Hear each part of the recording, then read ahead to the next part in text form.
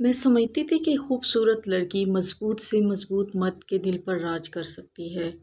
मुझे कम उम्र में ही अपनी सहेली का मंगेतर पसंद आ गया था और मैंने अपनी हुस्न का जादू उस पर चलाना शुरू कर दिया, बिना सोचे समझे कि ये गलत है या नहीं।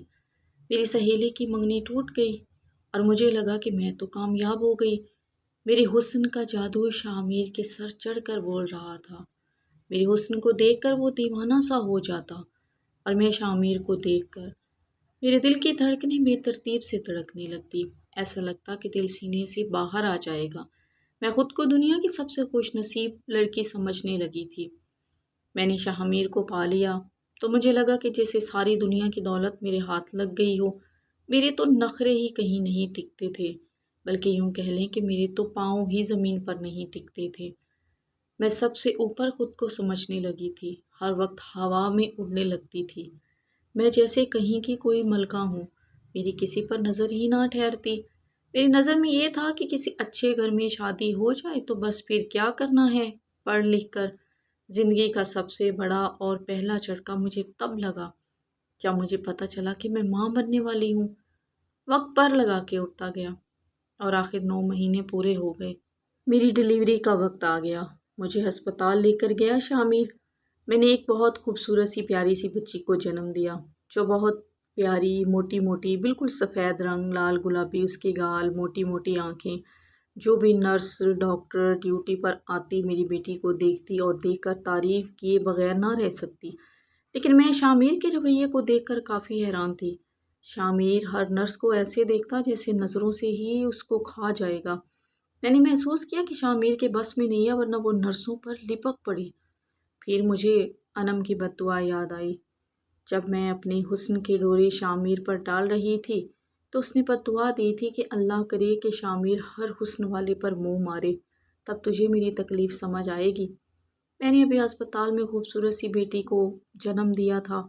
शामिर के रंग ढंग बदलने लगे थे। शामिर का मेरे साथ रवैया भी बहुत चेंज हो गया था। शामिर इस बात से बिल्कुल अनजान था कि मैं उस पर नज़र रख रही हूँ। वो तो बड़े एतमानान से आकर बताते कि मैं फ़लाँ पार्टी में गया था, फ़लाँ की शादी में गया था। वहाँ पर एक औरत ने मुझे गैर शादीशुदा समझ लिया। बोली, तुम तो शादीशुदा लगते ही नहीं हो।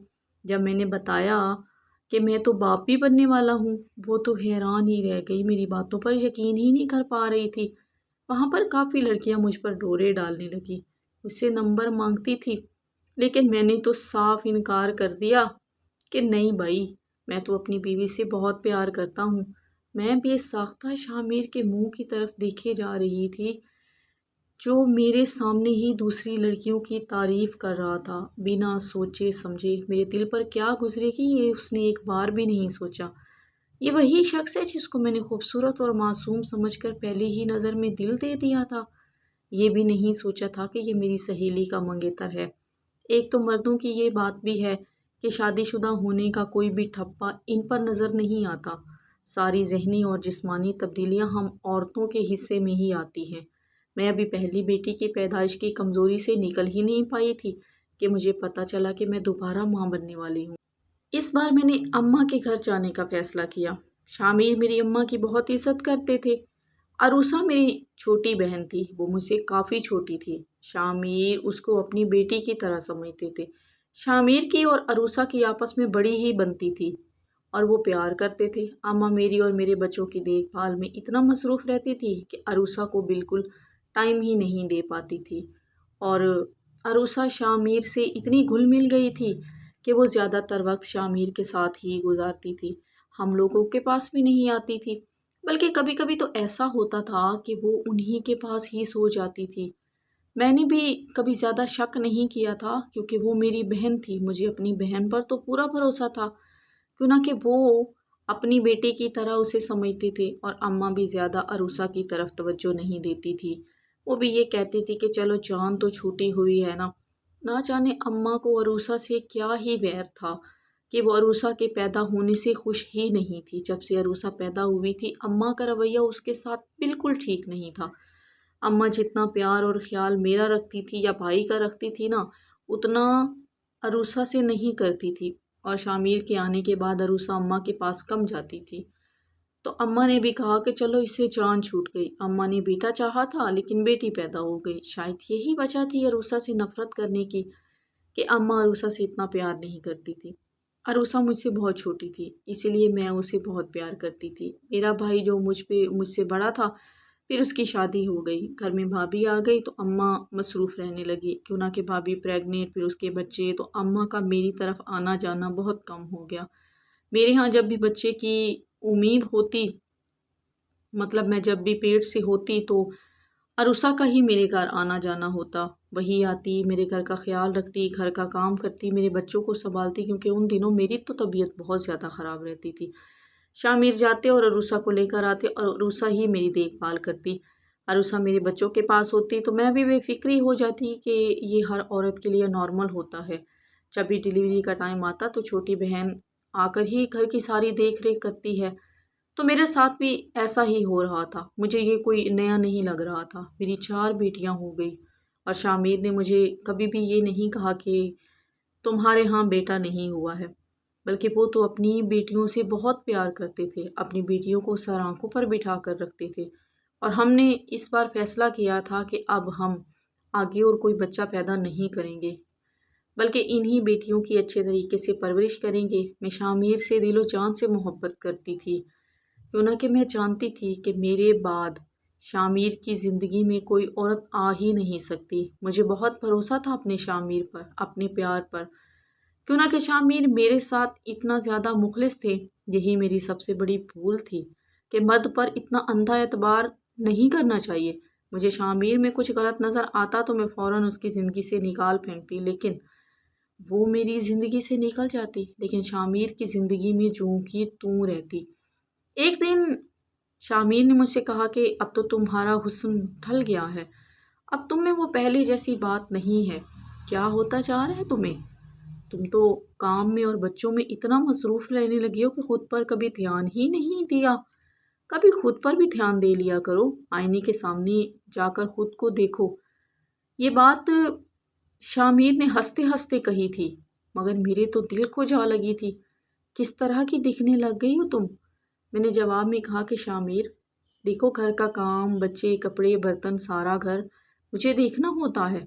हर काम तुम्हें टाइम पर मिलता है और क्या चाहिए तुम्हें मुझसे? तो शामिर ने जवाब दिया कि मुझे वही स्टाइलिश सी, मासूम सी, खूबसूरत सी, हल्की फुल्की सी पहले वाली मेरी लड़की चाहिए, जो तुम थी। अब तो वो तुम नहीं हो।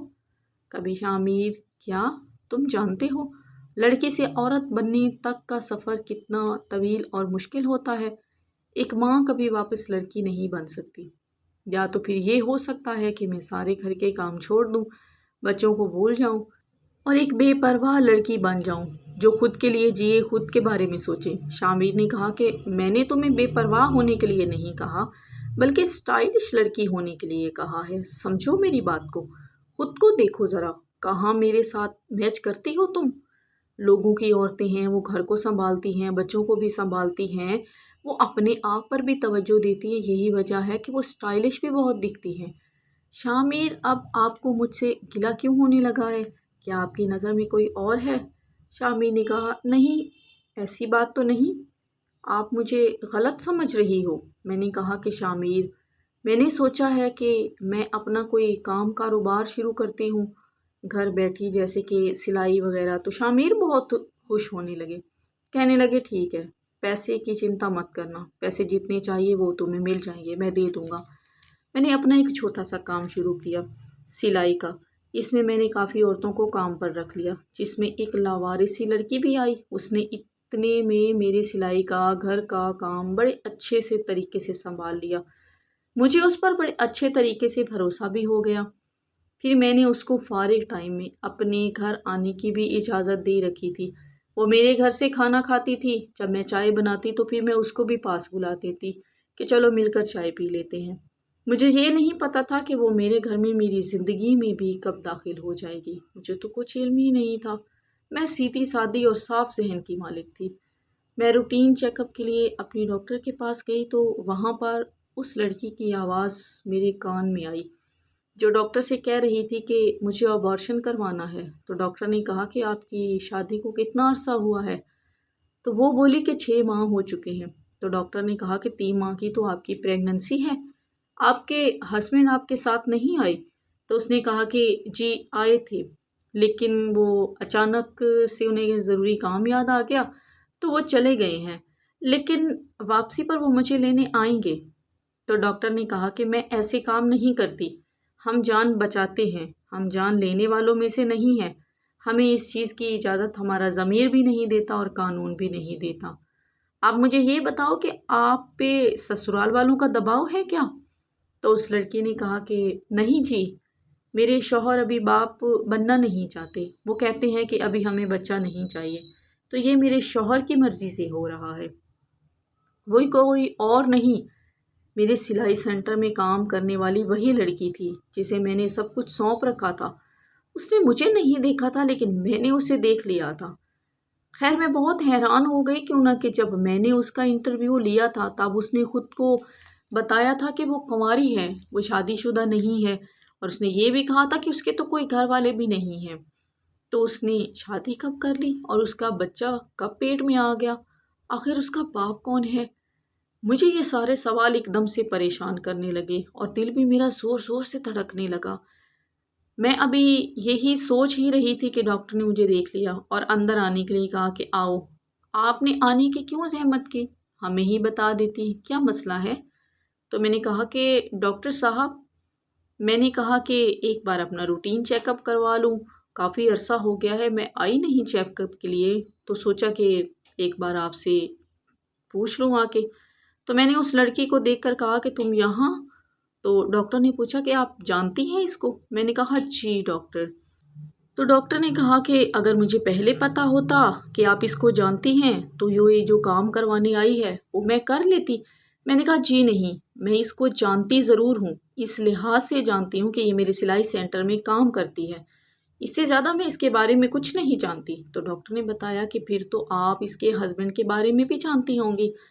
میں نے کہا جی نہیں، جب میں نے اس کا انٹرویو لیا تھا تب اس نے بتایا تھا کہ یہ کنواری ہے۔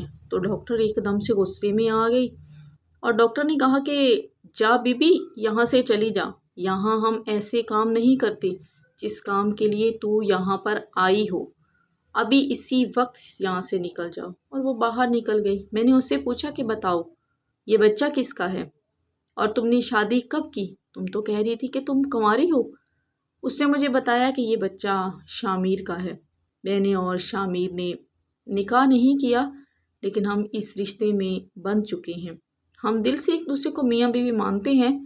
میں ایک بار پھر سے حیران رہ گئی کہ یا اللہ، یہ آدمی کبھی نہیں سدھرے گا، یہ پھر کیا کر دیا شامیر نے؟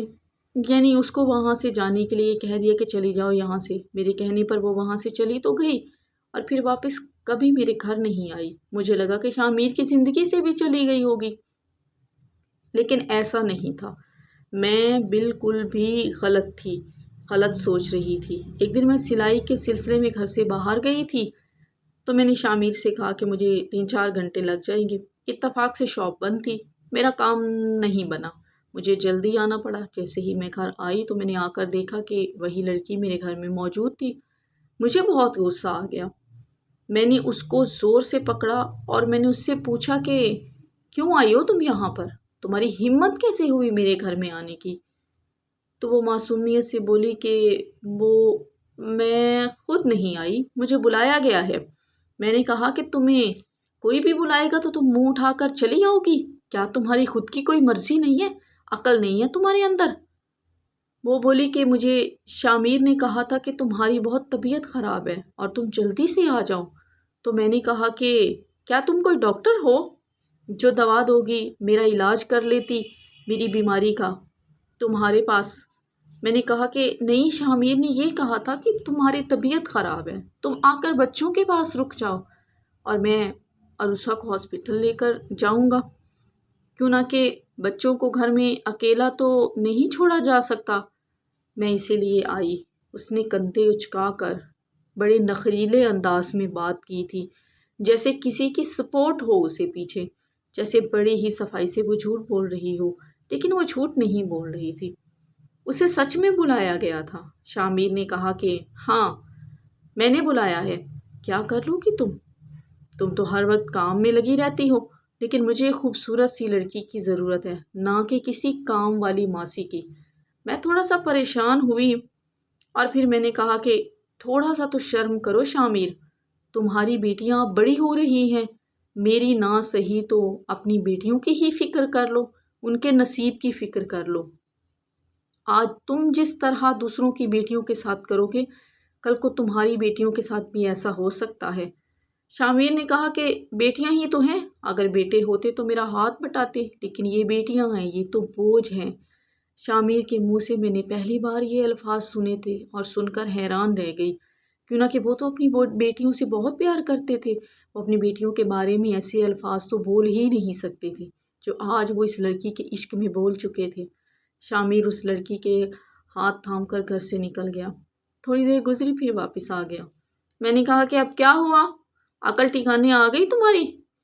بولی کہ سوری، آئندہ ایسا نہیں کروں گا، میں اس لڑکی کو ہمیشہ کے لیے چھوڑ آیا ہوں، پلیز مجھے معاف کر دو۔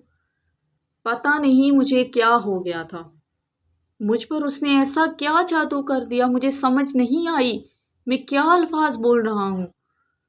شامیر میں میری بھی جان بستی تھی، اوپر سے 4 بچیوں کا باپ بھی تھا، تو میں نے معاف کر دیا۔ میں نے کہا کہ شاید ہو سکتا ہے کہ سدھر گیا ہو پھر سے میں نے سلائی سینٹر پر توجہ دینے لگ گئی۔ کام بہت زیادہ بڑھ گیا تھا تو میں نے ایک کام والی رکھ لی جو گھر کا کام بڑے اچھے طریقے سے کرتی تھی، بچیوں کو بھی بہت اچھے سے سنبھال لیتی تھی۔ میری تو ساری جیسے ٹینشن ہی دور ہو گئی ہو۔ اب میں خود پر بھی توجہ لینے لگی تھی، خود کا خیال رکھنے لگی تھی، تھوڑا بہت ٹائم میں خود کو بھی دیتی تھی، سجتی سنورتی، تاکہ شامیر کا میری طرف بھی تھوڑا دھیان ہو، کیوں نہ کہ اس لڑکی کے آنے سے گھر میں کچھ رونق سی ہو گئی تھی اور ہر کام ٹائم پہ ہو جاتا، گھر صاف ستھرا، بچے صاف ستھرے، اور میری بھی بڑی آسانی ہو گئی تھی میرے لیے۔ لیکن پھر بھی شامیر کی توجہ مجھ پر نہ ہوئی۔ میں نے پھر سے نوٹ کرنا شروع کر دیا کہ وہ اس کام والی پر دل ہار بیٹھے ہیں۔ مجھے شک ہوا، میں نے کام والی کو گھر سے نکال دیا۔ میں نے کہا جا بی بی کام کر اپنا۔ میں نے بولا کہ میں اپنے بچوں کے کام خود کر لوں گی، مجھے اپنے بچوں کو خود سنبھال لوں گی، مجھے تمہاری ضرورت نہیں ہے۔ 2 مہینے اسی طرح گزر گئے تو ایک لڑکا آیا، بولا کہ میری بہن کو بلاؤ، میں اس سے ملنے آیا ہوں۔ میں نے کہا کہ اس کو تو 2 مہینے پہلے میں نے کام سے نکال دیا تھا۔ اس نے کہا کہ نہیں، وہ ادھر ہی کام کرنے کے لیے آتی ہے، اس نے مجھے یہی پتہ دیا ہوا ہے، وہ ہر روز صبح آ جاتی ہے اور شام کو گھر چلی جاتی ہے، تو اس نے مجھے یہی پتہ بتایا۔ میں نے کہا نہیں بھائی، آپ کو کوئی غلط فہمی ہوئی ہے، میں نے تو اسے کب کا کام سے نکال دیا ہے۔ تو مجھے کچھ شک ہوا۔ میں نے کہا بھائی اگر آپ کو پتہ چلے تو مجھے بھی ضرور بتانا۔ 3-4 دن گزر گئے۔ 3-4 دن کے بعد وہ لڑکا پھر سے آیا، بولا کہ وہ تو فلاں جگہ رہنے لگ گئی ہے، تو مجھے پتہ نہیں تھا کہ میری بہن کچھ ایسا بھی کرے گی، تو وہ مجھ سے معذرت کرنے لگا۔ میں نے کہا بھائی آپ کیوں معذرت کر رہے ہیں، کیا ہوا؟ تو وہ بولی کہ جی آپ کے شوہر نے اسے مکان کرائے پر لے کر دیا ہے، تو آپ کا شوہر اور میری بہن دونوں کے آپس میں ناجائز تعلقات ہیں، میری بہن کا خیال رکھنے والا کوئی اور نہیں، آپ کا شوہر ہی ہے، تو میں معذرت چاہتا ہوں کہ میری بہن کی وجہ سے آپ کو یہ سب کچھ برداشت کرنا پڑ رہا ہے، لیکن غلطی تو آپ کے شوہر کی ہے۔ اگر مرد ایسا نہیں کرے گا تو عورت بھی کبھی غلط راستے پر نہیں جائے گی۔ یہ سن کر ایک بار پھر سے میرے پیروں تلے سے زمین نکل گئی۔ مجھے یاد آیا کہ جو کسی کی زندگی برباد کرنے کی سوچتے ہیں یا کسی کی زندگی برباد کر دیتے ہیں، وہ خود بھی کبھی سکھی نہیں رہتے۔ میری تب سے لے کر اب تک جو زندگی گزری ہے نا، صرف عذاب بن کر ہی گزری ہے۔ آپ سب سے اتنا ہی کہنا چاہوں گی کہ جو کسی کے ہیں ان کو اسی کا رہنے دیں، جو اگر آپ کو اچھے بھی لگے ہیں تو کسی کا پیار، کسی کا عشق، کسی کا منگیتر کبھی چھیننے کی کوشش نہ کریں، کیوں نہ کہ چھین کر جو حاصل کیا جاتا ہے وہ کبھی سکون نہیں دیتا۔ میری زندگی سے آپ نے امید ہے کہ کچھ سیکھا ہوگا۔ میری سہیلی نے مجھے بد دعا دی تھی اور اس بد دعا نے میرا تمام عمر پیچھا کیا ہے، اور اس بد دعا نے مجھے سکون کا سانس ایک بھی نہیں لینے دیا۔ میری بچیاں بڑی ہو گئی ہیں، اپنا خیال خود رکھ سکتی ہیں، میرے گھر کا خیال رکھتی ہیں، میرا خیال رکھتی ہیں۔ میں نے سلائی سینٹر سے اب بوتیک تک کا سفر طے کر لیا ہے۔ اب میں نے ملازم وغیرہ رکھ لیے ہیں جو باہر کے باہر ہی رہتے ہیں۔ اب میں کسی پر بھروسہ نہیں کرتی۔ میں انہیں گھر میں آنے کی اجازت نہیں دیتی۔ مجھے پتا ہے کہ میرے شامیر نے تو سدھرنا نہیں ہے۔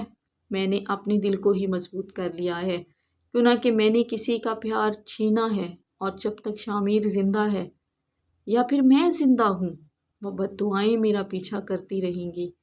اب نہ میں شامیر کو چھوڑ سکتی ہوں، اور شامیر جب تک میرے پاس ہے وہ میرے لیے عبرت کا نشان ہے۔ چینل کو لازمی سے سبسکرائب کر دیں۔